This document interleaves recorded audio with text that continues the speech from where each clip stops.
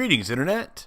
HeiseNerd here, and we are ready for another episode of HeiseNerd Speaks, the program where I sit in front of a microphone and speak my mind about a few things, now part of the DNA Digital Network. Thanks to the DNA Digital Network, you'll be able to find this podcast and other podcasts within the DNA Digital Network on apps such as iTunes, Stitcher, Google Play, and other places where podcasts can be found. For more details, go to dnadigitalnetwork.com. Now, on to the show. Again, this is HeiseNerd Speaks, a show where I sit down in front of a microphone, say a few things that I want to talk about. And on the program this week, we're going to talk a little bit about my weekend. Had a long one this weekend, and I thought I'd talk a little bit about that. And I got a few different rapid-fire things that I want to talk about, and we'll see, how long we take talking about those different things. All right, so my weekend. My weekend was actually kind of a perfect mix of geekery and kind of showing my handiness as a gentleman. So it was kind of an interesting to talk about. So started off my weekend. I actually took a 5-day weekend, used some vacation days from the job, and took some time off. Started out my weekend actually in St. Louis with the missus for a anniversary date, and we did some shopping around at different places. We started out our day in St. Louis at a restaurant called the Kingside Diner. It's actually a nice little place with lots of really good items for breakfast. I had what is called a slinger, which is hash browns.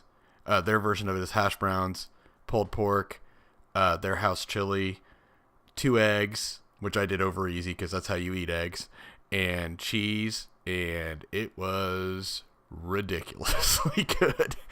Man, it was almost probably enough for 2 people, but I pretty much almost polished it off, so I was really feeling it after that meal. But yeah, it was definitely good. And actually, it's called the Kingside Diner because this place is actually right across the street from the World Chess Hall of Fame, which interestingly enough is in St. Louis, Missouri, of all places.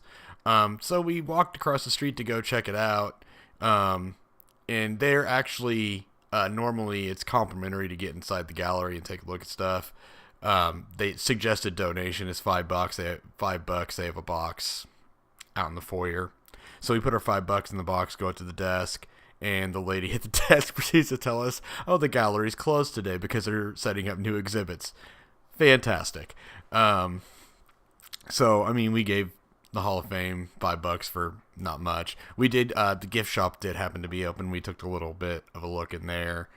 And it was pretty interesting. They had some really, really nice chess sets. Different themed ones. Like for one was Alice in Wonderland themed, and the pieces were really... just really intricate in some of these sets. One was cats and dogs, and the price obviously matched what you were paying for, because they were really, really pricey, which makes sense for some of these. They're yes, you'd play with them, but let's face it, these could typically be me for more for decorum than playing, obviously. Just be a matter of what you're into, but I thought it would have been a fun thing to get to see the gallery, so we'll have to make our way down and check that out again sometime. Following that, we made it into I think it's the Brentwood shopping area. I stopped by their Micro Center, which is a PC hardware store, so I needed to pick up a few things for my PC. I needed a new fan for my case because it stopped spinning. And I found a purple one, which is awesome because my PC is purple. So, again, dude likes purple. Don't care what anybody thinks. And I picked up a solid-state drive for my PC. And I'll talk about the PC work because I was actually a little bit later in my weekend. And then we went to a couple stores around there. I think there's a Trader Joe's we went to, and goodness, what was the other one? I don't know. It was something nice. There's a Container Store. I like the Container Store. It's one of those places where it's like everything's really nice and cool, but they're really pricey. I like to get ideas from there because I can find stuff that's similar elsewhere and kind of work around that. So I like them. Well, what else did we do? Oh, we went to the Galleria, which is like kind of their fancier mall. It's got more of the upscale stores. Which, speaking of, they have an Apple store there, and I kind of want to just talk my mind about Apple stores. First of all, I've never walked into an Apple store, because of the fact of, well, it's on principle for one thing. I don't have a problem with Apple products. I've used them before. I had an iPhone for a long time. That's not it. My problem with the Apple store is the fact that I don't understand why the Apple store is always so busy. I can go on the deadest day of the week. We were there. It's Thursday afternoon. I mean, nothing. I mean, it was a slow day anywhere. Middle of the week. And that Apple store was jam-packed full of people. I just don't understand it. Maybe somebody out there that's listening to this can enlighten me what the fascination with an Apple store is and why so many people have to be inside of it. You can pick up the products that are in an Apple store at most other retailers now. Best Buy has an Apple section for, if you need to look for MacBooks or iPads. And most cell phone carriers are going to have whatever iPhones are available. There's not anything exclusive. I don't understand the fascination. Maybe the tech support is the only thing that I can think of that really sticks out. So yeah, I really do not understand the fascination. And in contrast, I go by the Microsoft store that's in the same mall. It's completely dead. Not really a lot of sense here. And obviously, especially, like, not to dig, but I think it'd be fun anyway to say it. I feel like if you're there for tech support, the Microsoft store would have more people in it. But that's just a dig. I'm a PC guy anyway. I just love having fun. But yeah, we did that. And we made our way to the Illinois side and the eastern suburbs. We go to Fairview Heights a lot. And we ate dinner there at a hibachi restaurant called Shogun. Do hibachi restaurants when it's just me and the wife, because one, they're usually a little more expensive if you have the kids with you. And my youngest, he would be terrified of the fire and stuff and everything, so we avoid that. But yeah, we ate there, had the calamari and steak, and it was ridiculously good. But that was my day on Thursday. Moving on to Friday, actually Thursday night, I got back and started working on the computer. I got the fan installed. That was easy. It was a little bit of a pain in the butt to move wires around, but got it taken care of. Easy job. Moved on to the SSD and tried cloning the SSD and switching over to it. Nothing was cloning my hard drive to it so I could have Windows on it. So I tried doing that. I did that. Switched it so that it reads from the SSD first instead of the 8 hard drive. Nothing happening.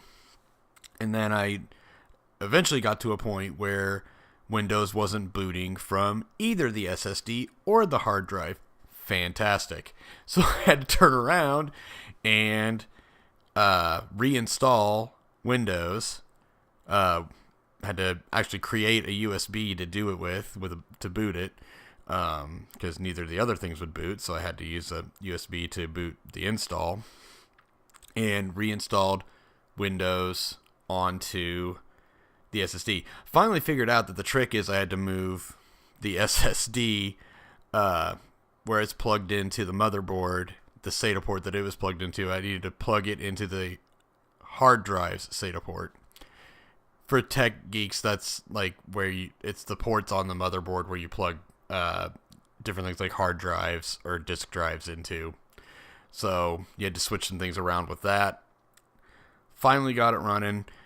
Sad part was that I had to reinstall Windows, so I'm basically kind of having to start things from scratch. I didn't lose a lot of stuff because it still had some of the data and stuff from my old Windows install on there. So we're good there. Running from the SSD now, so a solid state drive, again, for the non-techies here. Basically, it's it's a storage device like a hard drive. They aren't typically as big. I mean, you can get ones that are bigger, but your price per unit of space is more than on a hard drive. But hard drives work mechanically, whereas solid state drives are completely digital. So they read and write faster. They're perfectly good for putting your Windows OS operating system install onto, and some of your basic applications. It makes things run smoothly. I mean, for instance, when I boot my PC up now, it takes no time whatsoever to boot up, which is awesome. And now all of my Steam games are automatically installing to my my old hard drive. So now I use that as a spare hard drive for the games, so they take up all that space. I realize that the games will take a little longer to load, but on a hard drive than they would on the SSD, but that's fine.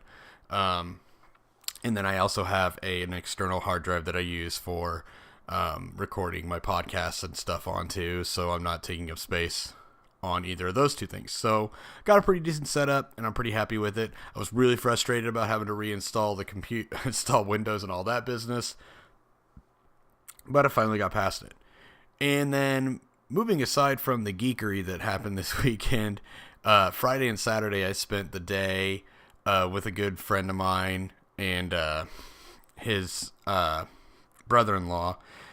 We spent Friday and Saturday pulling up carpet and tiles from the floor to lay down laminate in the floor on in our living room in our hallway.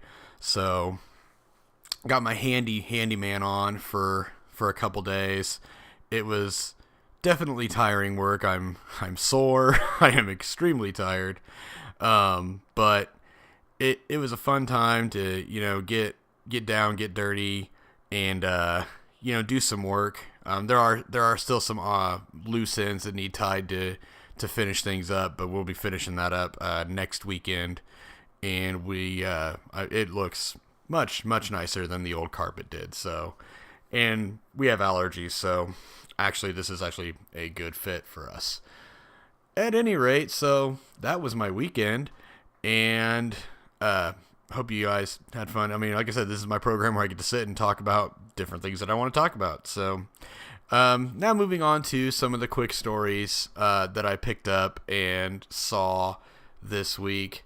So I thought that these would be worth talking about. First of all, we finally, it may have come out a couple days ago, I don't know, I just saw it today, but finally we have a release date for Dragon Quest XI in North America. It already came out in Japan. That always happens. They come out there first for a while, and then they finally come here, if they ever come here. Dragon Quest X didn't make it to the States because it was an MMO RPG, which would not have probably... Because, okay, for a little bit of background, I would like to kind of talk about the Dragon Quest franchise on a different episode, but just for a little quick background, Dragon Quest is one of the most popular game series in Japan, whereas they tried to bring it to the States. It didn't take very well. Again, I'll go into more detail in a later episode sometime, because I'd like to talk about, like I said, I like my franchise episodes to be separate. Like last week I had talked about Zelda. Dragon Quest could very well be the next one I talk about. But anyway, they tried to bring it to the States. Didn't take very well.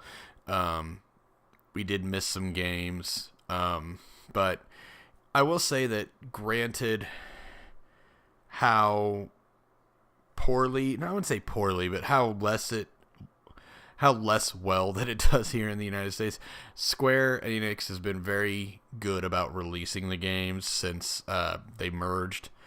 We only missed 5 and 6 in the original run, but we did get those back as remakes for Nintendo DS, and I think they did a mobile version of each of those too. But now that we have those, that's pretty much completes the set. The only one we don't have is 10 because it's an MMO. Probably because of the infrastructure and everything, they didn't want to really risk spending the kind of money that it would to bring it here and translate it and all that. I get it. Makes sense. But 11 is coming, and it is coming on September 4th. Right now, we just have a PC and a PS4 confirmed release for then. They are working on a Nintendo Switch version, maybe much later. I think they're having some hangups with the hardware and the engine working with it that they are using for it. So I intend to buy the PC edition. I'm actually super happy that they're bringing it out on PC. This is the first one that I've seen that they got a PC edition. I actually, little side note here, I think that Square is doing a really good job of bringing their stuff onto PC, albeit sometimes later. If I'm not mistaken, Final Fantasy 15 is either out or coming very soon to PC. I think the developers are finally starting to embrace the fact that, hey, PC gaming and console gaming are really, the line is starting to get very blurred. And I could see that, well, we're at an age and a time where they need to release on everything available to be able to hit everybody. Like in my case, I don't own a PS4.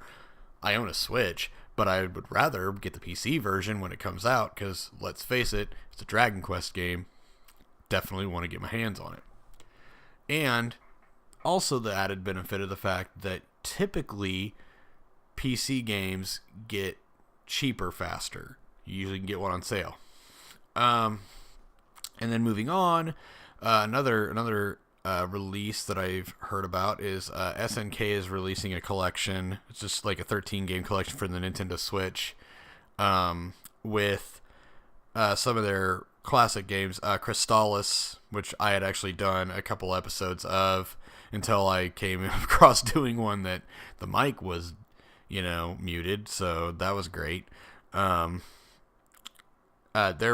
coming on it, and there's a couple other old arcade games and stuff coming on it, which actually, on another side note, leads me to be a little more convinced that we're not going to see a virtual console on the Nintendo Switch. Between this as a sign and the fact that Nintendo is releasing their retro games as a part of their online service, a la the same thing as PlayStation Plus and Xbox Live Gold, they're releasing retro games as their bonus for being a member. The only difference is that you only get to play them within the month that they're available, which is kind of annoying. You don't get to just keep them, particularly for some longer games like RPGs like Earthbound and stuff like that. Also, I don't know if these are going to be exclusively first party. If they are, that's a little bit of a limitation too. I feel like they need to at least get some third party games involved. I will say that Nintendo's actually doing a really good job with the arcade ports that they're putting on the Switch. That's kind of cool. Like I mentioned last week, the Punch-Out's coming out, or it's already out, I think it is.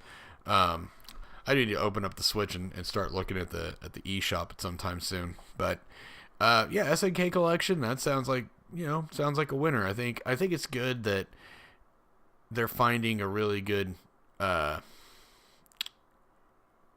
groove with this system between ports and you're still getting some of the AAA stuff too. I mean, we got Doom, we got Wolfenstein: The New Order. I think that Nintendo's got a winner here, and GameStop apparently does too.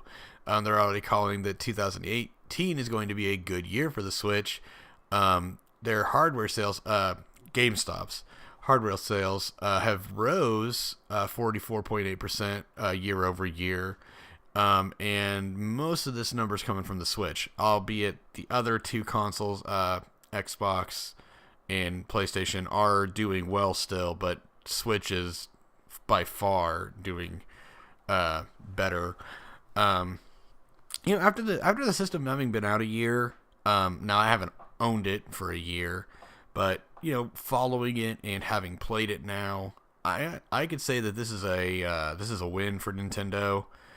I think that they're doing a great job. I think they're also making a good win by porting over some of the old Wii U titles into this system, particularly because, I mean, the Wii U didn't have a very broad audience. It's nice that they're kind of letting those games get seen by people. And I think that it's a good move for Nintendo overall. I am surprised that we haven't seen Super Mario Maker get a port over. I just feel like that's got to be coming soon. It was one of the best games on the Wii U. I can't see how they could. They would just... It would kill for them to not do it on the Nintendo Switch. I would love to see it. Or if they don't do a port, they can make a new version of it. I don't know. Surely they could figure out how to do this. So, but anyway, moving on to my last short story. I just actually watched the latest trailer for Solo, a Star Wars story, and I just wanted to give some of my thoughts. I will say that there's definitely more action, I feel like, in this trailer, and we actually got a little bit more out of this trailer, I feel like, than the last one. The last one just felt like there's really not much they're telling me about this movie, and we've already heard enough horror stories about the production of the movie. I was definitely concerned. But after watching this trailer, definitely see more of the action in it. And then you hear a little bit more of the dialogue, not a ton, obviously. And so you want to get that feel of how are these actors portraying the characters that they're supposed to be playing, that were played by, the greats like Harrison Ford and so on. And Alden Ehrenreich, hey, you know what? I'm not 100% sold.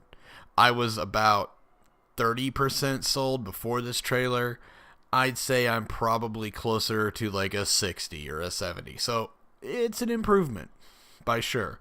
I feel like that, while it's not Harrison Ford, I feel like you can see some of the moments in the trailer where it's like, okay, yeah, that's Han Solo. Kind of. Little better than what I was expecting. So I'm a little more optimistic after this trailer. Like I said, not completely sold yet. Let's just get real though. I'm gonna go see the movie. It's a Star Wars movie. Why would I not be going to go see a Star Wars movie? I've seen every Star Wars movie in the theater up to this point. Now, granted, the original trilogy, they were the special editions when they came out in 1997. But, hey, you know what? Star Wars movie, nonetheless. Got him in, one way or another. So, yeah, I'm not about to miss an opportunity, Besides, I want to be able to give my 2 cents about it down, afterwards. Do I think it's going to be an absolute disaster at this point? No, I don't think so. I'll probably chalk it up to the same level as Rogue One. Again, Rogue One's not a terrible movie. It has its good moments and has some slow moments, but overall, still a decent movie. And, I feel the same. I feel like the same's going to happen for Solo. And, I'm okay with these spin-off films. I think that we can kind of keep doing these. I would like to see, and I'm sure it's going to wind up happening. There's enough talk about it, but I think Obi-Wan's going to wind up being the next one.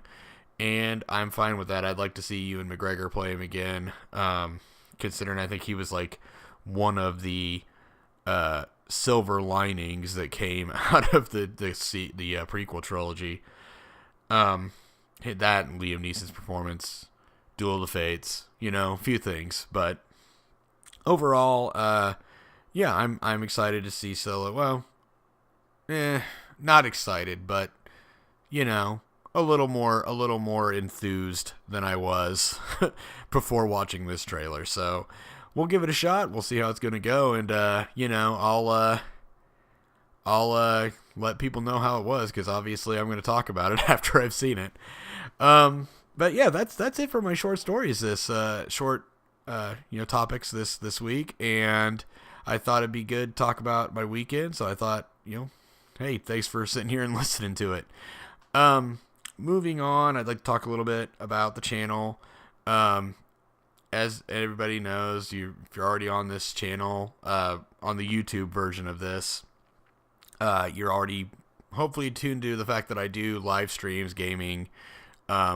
I did do a little bit of Crystallis and Super Mario World. Again, I ran into technical difficulties with the computer, so I don't know if I'm going to be able to... if I do Super Mario World, I'm going to start it over again, but it's going to be a little bit before I get to it. So I'll probably be moving on to something else there for a Let's Play. As for live streams, I do have... I figure I'll go ahead and tease this one. I am going to be live streaming with my partner in crime, The Real Gino, which we do the GB3 podcast together. And I'll talk about that in a second. But anyway, we are doing a live stream together of Dungeons & Dragons, Tower of Doom, the arcade game.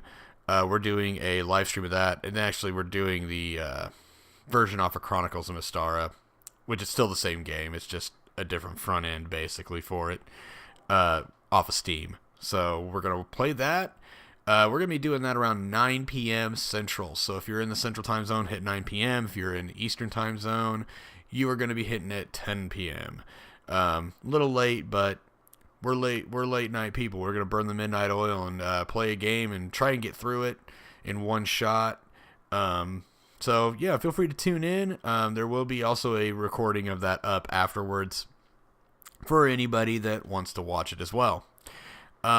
Speaking of my partner in crime, The Real Gino, feel free to get on his channel if you're looking for some really good movie reviews and movie related videos. He is also doing his own podcast called Get on the Mic, which is also part of the DNA Digital Network, which we'll tag in later here in a bit.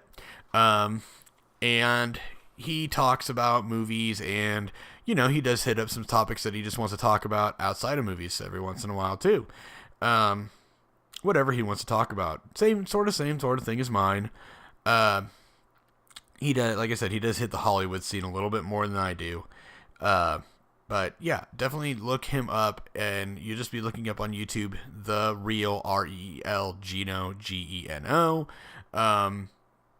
Be easy to hit up. He's got himself a good subscriber base now, and I'm more than proud of my good friend be able to make his way up, even amongst the bleakness that sometimes YouTube is. And I appreciate everything he's been doing for me. Also, we do our podcast together every other week called the GB3 or Geek Be Cute podcast. You can find that on the DNA Digital Network as well, and on YouTube. We are Geek B, the letter B cubed, CUBED. Like I said, we do every other week. Last week we did a Wheel of Nostalgia, or last episode we did the Wheel of Nostalgia episode. I will be teasing our topic for this upcoming episode, which we're going to be recording here in a couple days. Very shortly on Facebook, so be looking out for that. And again, we are part of the DNA Digital Network, where you'll be able to find this podcast and others within the network on apps such as Google Play, Stitcher, iTunes, anywhere else you can find podcasts. And again, just thanks again to the DNA Digital Network and our good friend Dennis for running the show. We do really appreciate being able to get available in multiple areas outside of YouTube. It is greatly appreciated, and we look forward to doing more work with the network, more collaborative work in the future. But yeah, just look us up, DNADigitalNetwork.com. And that will be it for the program this week. Thanks for listening. And again, feel free to like, comment, subscribe on this channel. Please feel free to subscribe to the GB3 network, which is in the DNA Digital Network. on iTunes and other apps. Also, leave a review. We do love to hear those, and we are looking forward to the things we're going to be doing in the future. As for now, my name is HeiseNerd, and we're going to be signing out. Thanks for listening. HeiseNerd, out.